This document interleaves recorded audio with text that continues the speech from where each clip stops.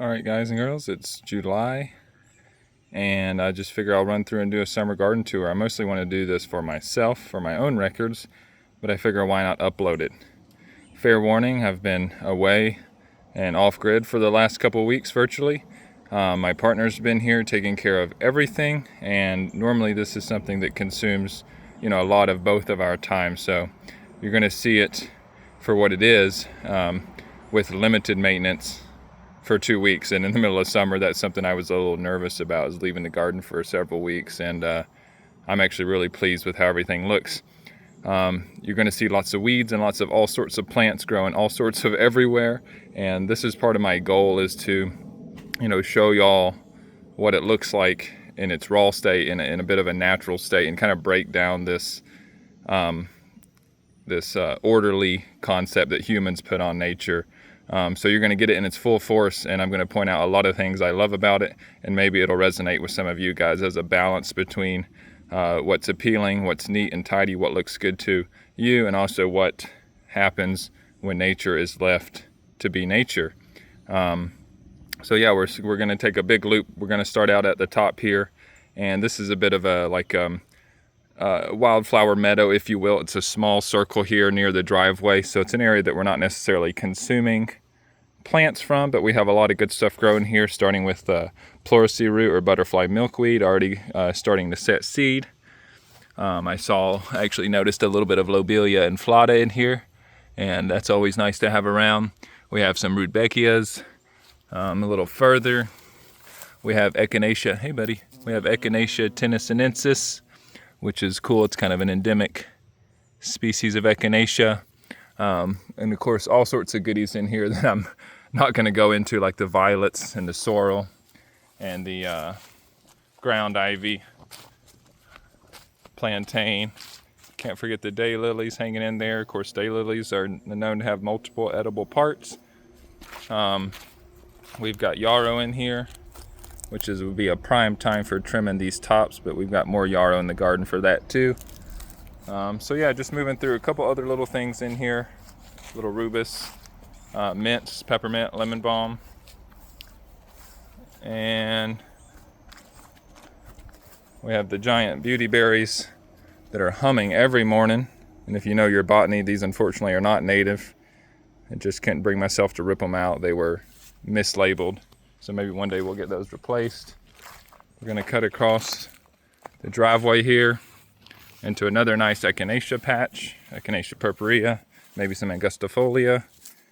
It's just hard to be angry when you're looking at the cone flowers. It's absolutely beautiful. But this is primarily a black raspberry patch, and you can see some really healthy growth coming in. So these are primo canes. These are first year canes. They're currently still growing, and you can see some of the remnants of last year's canes, which got eaten by deer, so they're not quite as vigorous or large. And the last few raspberries are falling off as we speak. So we've had really good growth with the raspberries this year. I mean, these are some of the larger vines that I've seen. And the black raspberries, if you're not familiar, are so much, they're sweeter than blackberries. Definitely strawberries in here. We get a little bit from here, but it's not our main strawberry patch. Mountain mint's going to be speckled everywhere in these gardens. So yeah, we're just moving along down the black raspberries. Of course, it leads into even the woodland medicinals garden. If you know your woodland medicinals, we have nice bloodroot hanging out at the edges, just kind of speckled throughout. More black raspberries doing their thing. Cannot get enough black raspberries. So these are nice vines that are well over my head, well over 6 feet tall. And you can't exclude the fact that we have the locust in here, black locust, as a timber tree. So these have been cut, and they're regrowing more material for us. So there's dewberries and blackberries, of course, speckled throughout. Nice mountain mints and more raspberries. We're going to take a slight diversion into the forest as we head to the main garden, just to show a couple plants like golden seal. They're kind of the star-shaped at the bottom. Black cohosh, ramps grow in this area, but maybe my most prized and my most special I'm heading towards a nice patch of it, and I keep a bunch of debris in here, and I keep these cages for the deer. That's a whole nother video. But if you're familiar with woodland medicinals, this is a beautiful site. What we have is lots of ginseng germination. All right, so a lot throughout there, but we're gonna keep moving on here and go back out where we left off into the black raspberries. And I know this is going to be kind of rushed. I was going to try to keep this 10 minutes, but I see that might be hard to do. So yeah, we do have a thornless blackberry, a cultivated blackberry, which produces pretty tasty berries. I haven't worked with it a whole lot. Of course, we have some of the other species in here as well. We got a lot of dewberries from this area. Goldenrod I like to harvest when it's flowering. And the passion flower. Oh my goodness, the passion flower comes up everywhere. It's really behind this year, but it's looking really good still. We're going to sneak into the mint patch here. We have like sweet mint, peppermint, lemon balm. Perhaps my favorite would be the spearmint. Really fuzzy, smells delicious. This is kind of like more orchard space, both wild. It was things that were here, but this is like a jostaberry. It's kind of like a gooseberry and a currant mix. So hopefully those will do well. They do well for other folks in the area. Got a lot of those coming in. Got a little mulberry sapling back there in the cage. Love the mulberries. Elaeagnus coming in. Always loaded with fruit, or pretty much always loaded with fruit. Yeah, more gooseberry, more mints. And we've got some trees that I'm working with here. We had a nice oak patch behind the garden there, kind of intended as a rabbit cage. Moving on through. Backed up to the mints here, we have a native plum that we are growing along the fence here, and it's topped by a native sumac, mountain sumac, or winged sumac. So let's keep moving down the line. Of course, the lemon balm is doing really well in here. Smells wonderful. All right, coming down the line, we definitely have, we have Ipomoea, one of the native morning glories, or wild sweet potato vine. It's gorgeous and maybe has food implications. Still working on that one. Cucamelons. If you're not familiar with these, you definitely ought to be growing them. They can sometimes spread through the wild, but it's delicious food. Just like little cucumbers, you can pickle them. Do really awesome things. Excuse me, I'm gonna eat that one, but you can see how they spread quite well, and just I would come through and pick a handful, throw in a salad or something. All right, moving into the garden. Do have some traditional cucumbers that are probably not going to do a whole lot for us this year. Can't ignore a large pawpaw tree. Maybe this will be flowering soon for us. But let's take a left up here. We have cayenne peppers coming in, and these are still pretty small, but they're going to get nice and bushy for us. It's so cool that the lobelia inflata came up. Let's see if it'll focus. Came up right where I planted the cayenne. So I didn't necessarily do this on purpose, but if you know your modern herbal history, the cayenne and lobelia was used by a fellow named Samuel Thompson, and can be referred to as Thompsonian medicine. These were some of his favorite herbs, and they can work very effectively together for different things. So we got cayenne coming in. We got some leftover broccoli. Not looking for much out of that, but I just tend to let things grow if I don't use them, or maybe I'll pick these for pig food or chicken food. So yeah, some more cayennes, more lobelia. I mean, some of these broccolis just went wild, even though it's pretty late in the season for it, in my opinion. And once again, I told you it got pretty weedy up here, but most of these weeds are edible, if not for myself, for our animals. Black nightshade, considered one of the edible species here, so I like to let these go, mostly just for education, but I do nibble on the fruit. Moving up towards was one of our heavily planted garlic areas. And a lot of people are probably like, oh my gosh, you let the scapes grow. And yeah, it does decrease from the bulb size, or at least that's been my opinion, unless you leave it in the ground for a whole nother season. But these right here are actually one of my favorite parts of the garlic. And what you can see is you get like a ton of tiny garlic bulbs. And yeah, this can be your, after 2 years, this will start to produce larger bulbs. But I throw a whole handful of this into a soup. If you're just frying burgers in a skillet, or something real common like that, you just throw all this in there, and it's much more mild than the root. So it acts as more like a milder vegetable, and so it's really good to consume. I think I'll just chunk that over there, and maybe we'll get more garlic. The cilantro is now going to seed and becoming our coriander, or our seed for next year. So lots of big fluffy cilantro. Love it. Of course, we can't ignore the sunflowers. These volunteer for the most part, and I like them in this area. And of course, we all know what to do with sunflower seed. I'm trying to grow more animal fodder, if nothing else. So yeah, a couple more cayennes. More tomatoes coming in here. There's definitely some extra space that's just left fallow. We got rows of beans that I probably need to tend to. Peas, and then we kind of come over to the back section, which is our squash and pumpkin section. So most of these are pumpkins, volunteer tomatoes. I might just, sometimes I just give these a stake up to about 4 feet and tie them off, and we'll get a little bit of animal food out of them. But yeah, the pumpkins are doing well. Looks like we're still on a lot of the male flowers, so hopefully they'll start setting some fruit soon, but it's plenty early enough for that.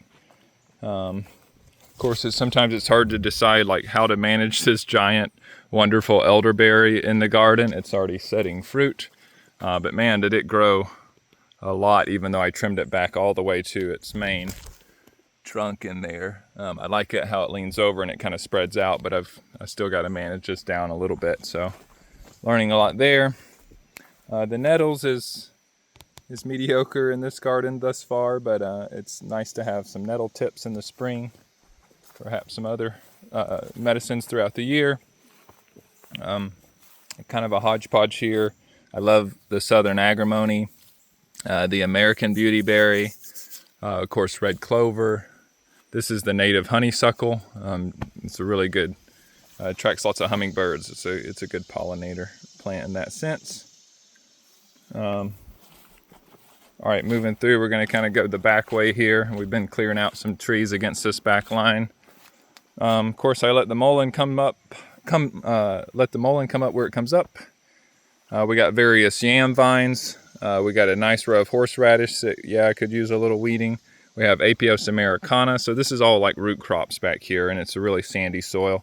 I'm working on a yam bed. It needs a little bit of love, but this is a bed that could be constructed and deconstructed without any tools. And so you just, instead of digging down for the yams, you just tear it apart, make a mess, and then put it all back together. So beside the yam bed, we kind of have a space where the sochan, or the green-headed coneflower, grows quite a bit, and it's really past prime eating season, but eat a lot of sochan in the spring. And so this is another area for squash and pumpkin. So what we mostly have is butternut squash, which I could use a little weeding for sure.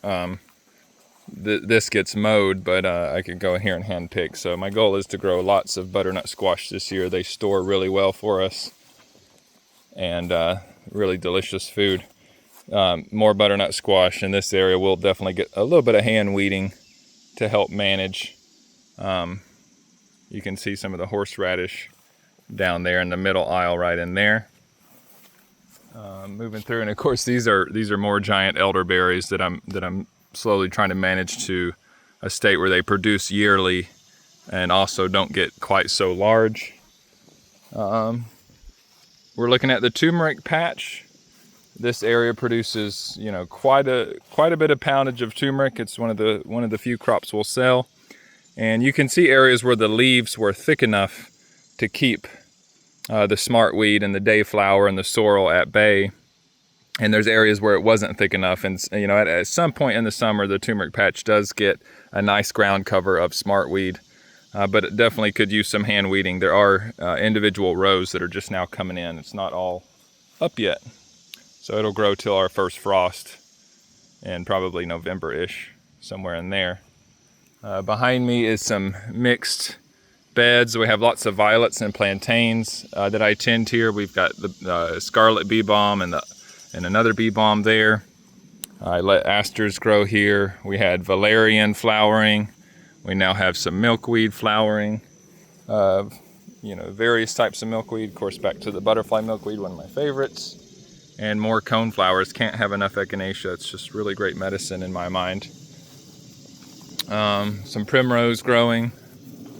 Other various things. These are some short sandy beds that won't grow vegetable crops very well, but grows things like yarrow.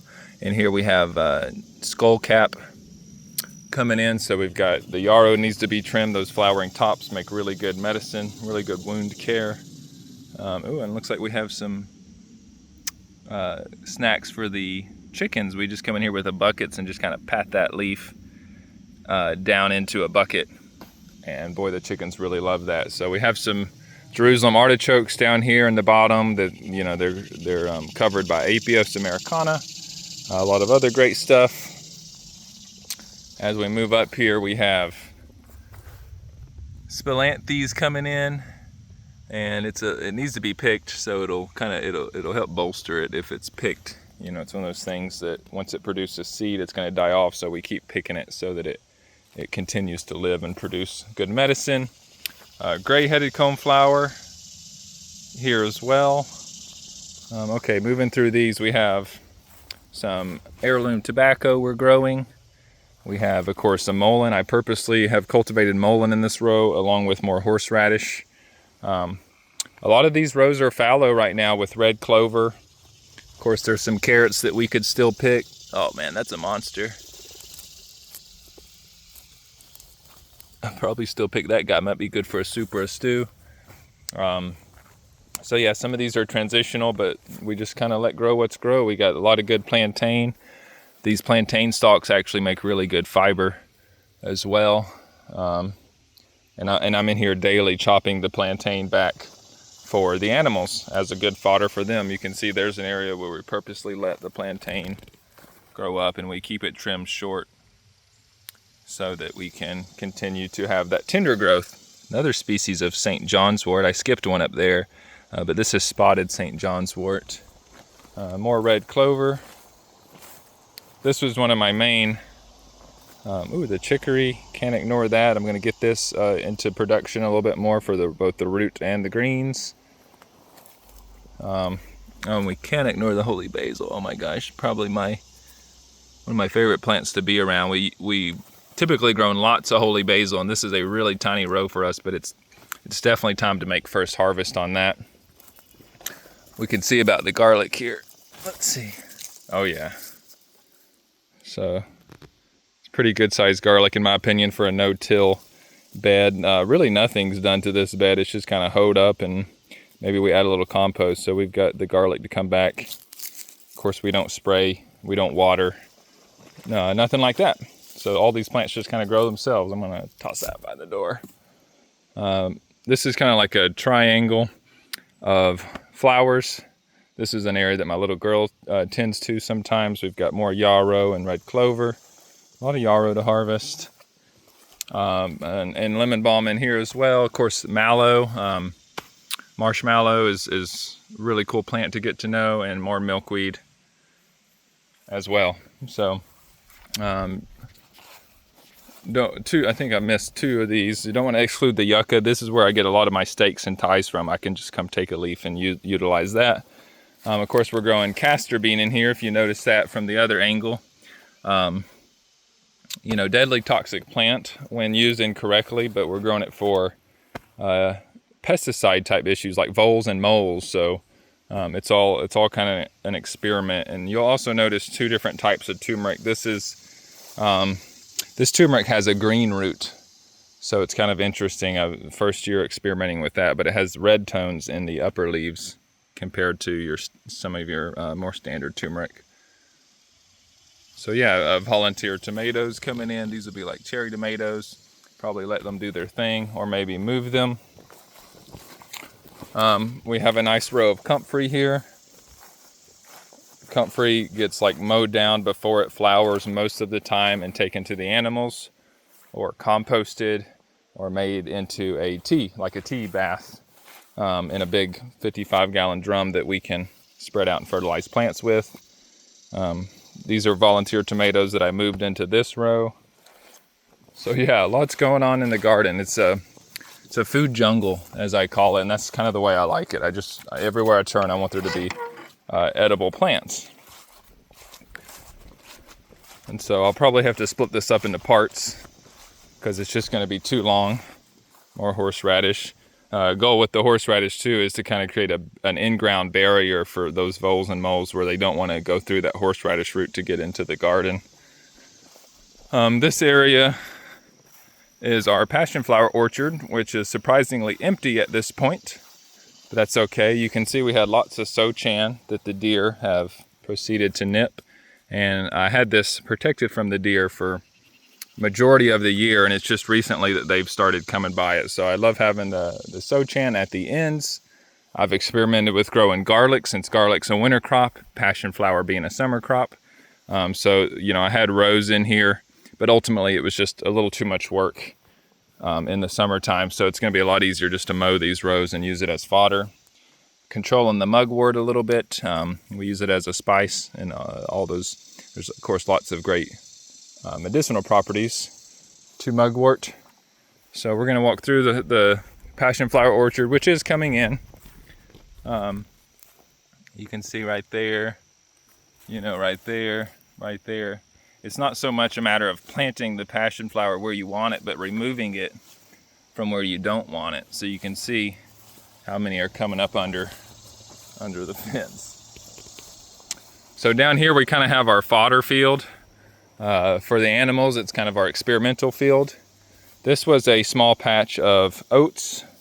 We grow a lot of oats. You can see like over here we have nice large oats, and oats are really satisfying to harvest. We grow these for medicinal purposes. Of course, not at this stage, more at the milky stage. But this is definitely part of our animal food. It's a supplement that we purchase, and so the more I grow, the less I have to purchase. But over here is the vena nuda, or naked oats. This is a lot more practical for us to take and, like, say, go make oatmeal out of, because there is less of a outer layer, and because of that, there's less of an outer layer. There's less anti-nutrients. There's less anti-nutrients, making this higher in protein and better fodder. So I'll do detailed videos on oats later. There's so many useful things about oats. I harvest the straw as well a lot of the time, but it's time to come through here and harvest this. Behind us here is an area that we'll just deem like a wildflower meadow. You can see the bee balm, the chicory, various asters, alliums, all coming up. This was just put in first. This is its first year, so it's not everything we want it to be, but it's absolutely gorgeous, and I love looking out this way. More Jerusalem artichoke in here, which will add to the flowers, and we can do cut flowers with those. So I mean, there was volunteer butternut squash down here. We'll see how it does, but all of this gets mowed and taken to animals if the animals aren't taken to this pasture. Here we do have some corn experiments, corn with beans in it. This is really crowded, but like I said, it's an experiment. This is a Painted Hills corn, and it looks like we got a few ears trying to develop. I don't know about the beans, if they're going to do anything just yet. They're not really there yet. This, however, I'm really excited about. This is not corn, even though it looks just like it. This is sorghum, or milo, if you're talking about the grain. And man, this is some healthy cane. So sorghum is a sweetener that you can press from the cane of this plant. But if you collect the grain, it's often sold as under the name milo. And it is like a flour replacement if you grind it up.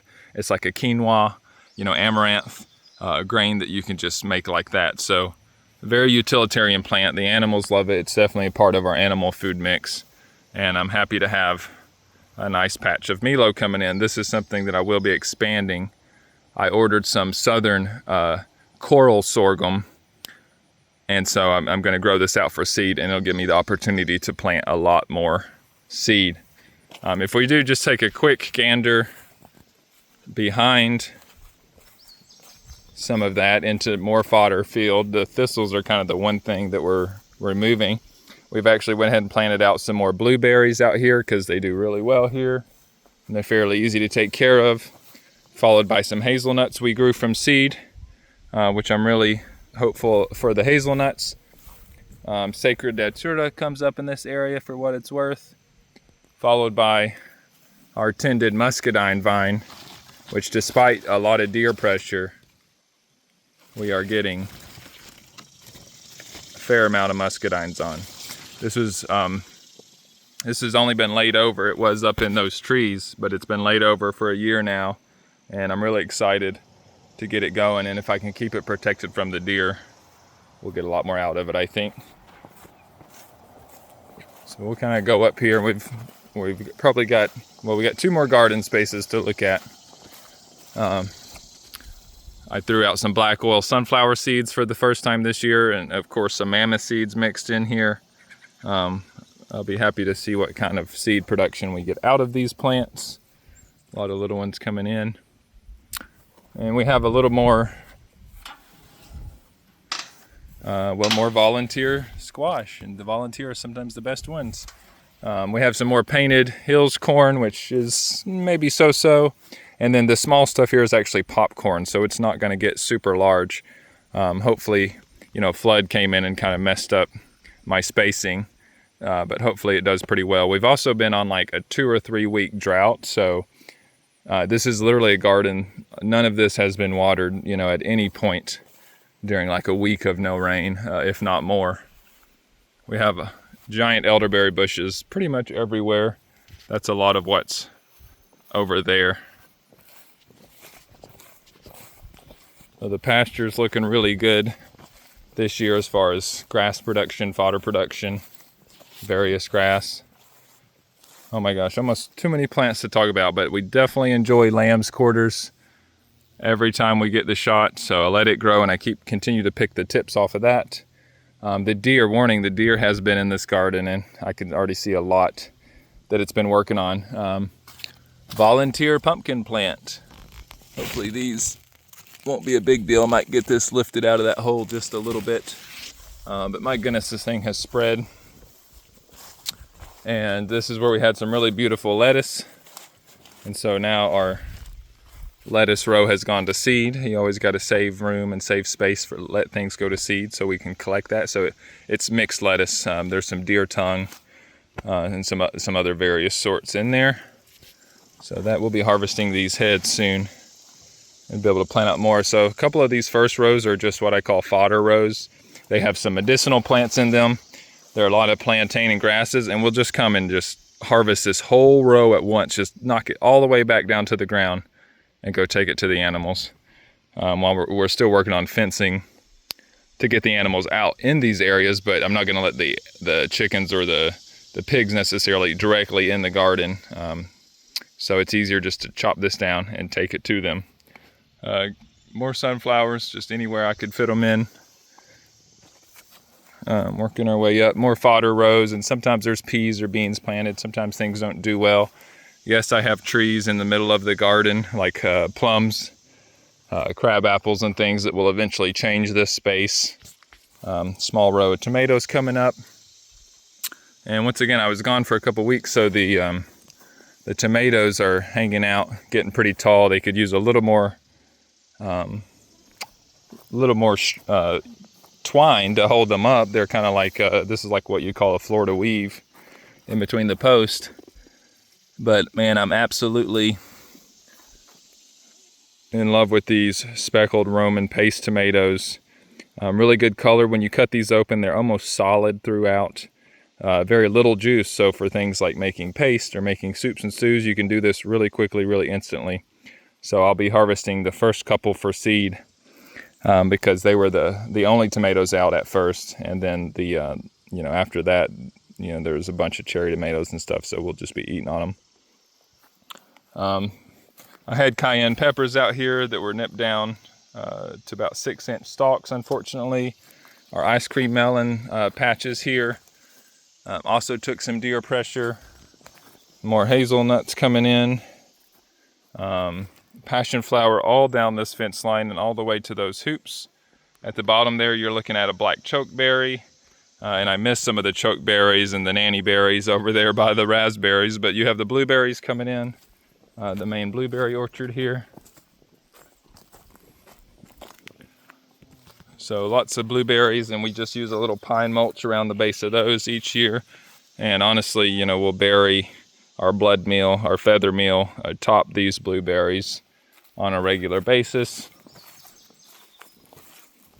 Okay, the last section here is, for one, the Jerusalem artichokes, which forms a impenetrable wall.